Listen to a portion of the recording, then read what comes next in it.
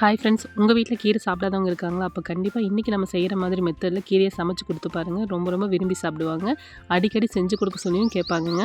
இன்றைக்கி நம்ம பாலக்கீரையை வச்சு கீரை கூட்டு செய்ய போகிறோங்க. இதுக்கு வந்து பார்த்திங்கன்னா பருப்பு ஒரு 50 கிராம் அளவுக்கு மட்டும் எடுத்துக்கோங்க. பருப்பு கம்மியாகவும் கீரை நிறையவும் சேர்த்துட்டா ரொம்ப நல்லாயிருக்குங்க.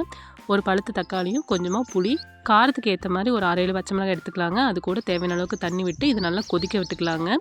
தண்ணி நல்லா கொதித்து வந்ததுக்கப்புறமா கீரையை வந்து நம்ம வைக்க ஆரம்பிச்சுக்கலாம். நீங்கள் வந்து கட் பண்ணியும் சேர்த்துக்கலாம், இல்லை முழுசாகவும் நீங்கள் கீரை இளங்கீரையாக இருந்தால் அப்படியே கூட நீங்கள் வச்சுக்கலாங்க. கொஞ்சம் நிறைய கீரை சேர்த்துக்கோங்க. பருப்பு கம்மியாக கீரை நிறைய இருக்கும்போது டேஸ்ட் ரொம்ப நல்லா இருக்குங்க. கீரை எல்லாத்தையும் வச்சதுக்கப்புறமா குக்கர் மூடி ஒரு 2-3 விசில் வரைக்கும் விட்டு எடுத்துக்கலாங்க.